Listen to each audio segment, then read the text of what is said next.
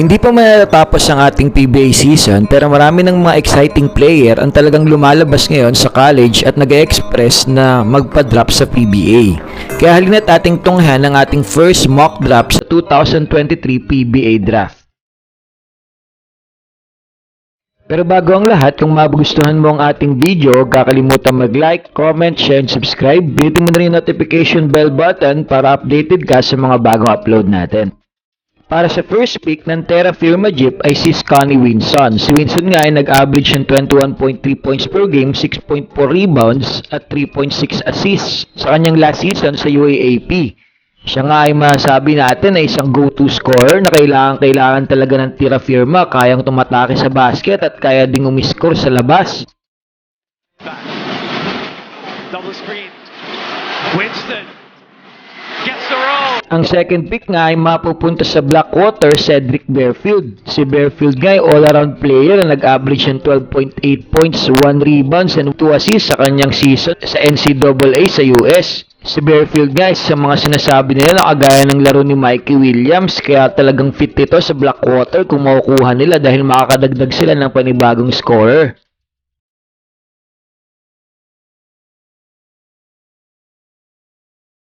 Ang NLEX naman ay may hawak ng third pick, Justin Baltasar. Si Balti nga ay nag-average sa UAAP best ng 15 points at 11 rebounds. Pero sa ngayon, naglalaro siya sa Korean Basketball League. Pero dahil sa kanyang short deal contract, marahil pumasok din ito sa PBA. Kailangan nga ng NLEX ang big man ngayon. At talagang makakatulong siya kay Kevin Alas at kay Don Trollano sa pagbuhat sa team.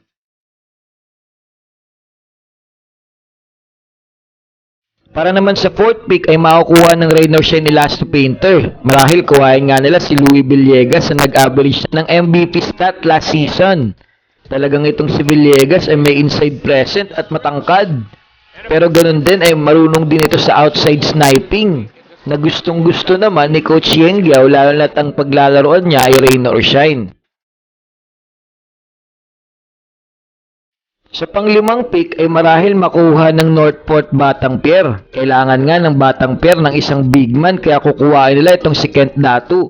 Si Kent Datu ay dapat last year pa magpapadrop sa PBA pero kulang ata ang kanyang mga pinasang requirement. Pero best fit ito sa Northport lalo na't wala silang malaki ngayon. Sa ating 6th pick naman ay mapupunta sa Meralco Bolt. Malamang kuhain nila itong si Javier Lucero na isang athletic wing. Nag-average nga ito last season sa UAAP ng 11 points, 5 rebounds at samahan mo pa ng 2 assists. Masabi nga natin na best fit ito sa Meralco dahil nagbibigay ito ng height at athleticism na kailangan talaga nila lalo na sa forward position. Para sa ating 7th pick, marahil kuhain ng Phoenix Pure Master itong si Brandon Bates. Si Brandon Bates nga ay nag-average ng 3 points, 8 rebounds and 1 block sa kanyang UAAP career. Kukuhain nga ng Phoenix itong si Bates dahil talagang wala silang big man sa loob at mapagbibigay din ng inside defense and big man presence itong si Bates sa loob na kailangan din talaga ng Phoenix Fuel Master ngayon. Para sa ating next pick ay makukuha ulit ng Rain or Shine Elasto Painters. Marahil kuhain nila itong si Kenneth Taufin na nag-average sa NBL ng 8 points, 2 rebounds and 1 assist. Mataas na yan dahil sa kanyang sharp shooting ability at marahil kuhain din siya ni Coach Yengyao dahil isa nga itong si Coach Yeng sa mga gustong-gusto ng sharp shooter lalo na sa gilid. Ang 9th pick ay hawak ulit ng Blackwater Elite. Pero malamang kuhain nila dyan ay itong si Henry Gabino. Dahil nga nakakuha na sila ng guard kanina, marahil kumuha sila ng mga big guys na talagang tutulong sa kanila sa ilalim. Eto ang si Henry ay talagang big guy, malapad ng katawan pero mataas din tumalon na kailangan ngayon ng Blackwater Elite. Para sa ating 10th pick ay makukuha ulit ng Jeep. Malamang kumuha na ang Jeep ng malaki kaya si Kenmark Carino ang kanilang kukuhain. Maraming ang experience itong si Kenmark dahil nakalaro ito sa San Beda, Gilas at gayon din naglaro din siya sa Japan Basketball League. Pagtapos bumalik sa Pilipinas para maglaro sa Marinerong Pilipino at ngayon nasa ABL. Ang ating 11 pick ay hawak ng Converge Fiber Xers. Marahil kuhain nila si Richie Rivero sa pagkakataon na ito. Dahil nga favorite ni Alvin Ayo na kuhain ulit yung mga players niya galing college. Ito ang si Richie ay nag-average ng 14.7 points, 4.1 rebounds, and 1.3 assists sa kanyang UAAP career. Pero itong si Richie ay nalaman natin na nag-Taiwan League. Pero malay natin dahil binubuo ni Coach Ayo ang mga players niya sa college ay mapapayag niya si Richie Rivero na maglaro ngayon sa PBA.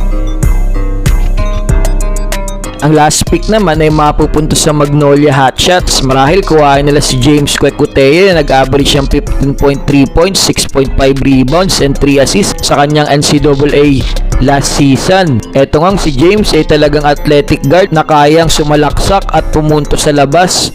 Kailangan niya ngayon ng Magnolia ng isang go-to guard dahil tumatanda na yung kanilang mga gwardya. At yan lamang muna para sa ating PBA mock draft. Ikaw, sino ang first pick mo? Pakisulat mo naman sa comment section kung sino ang round 1 picks mo at sabihin kung bakit. See you sa ating next up.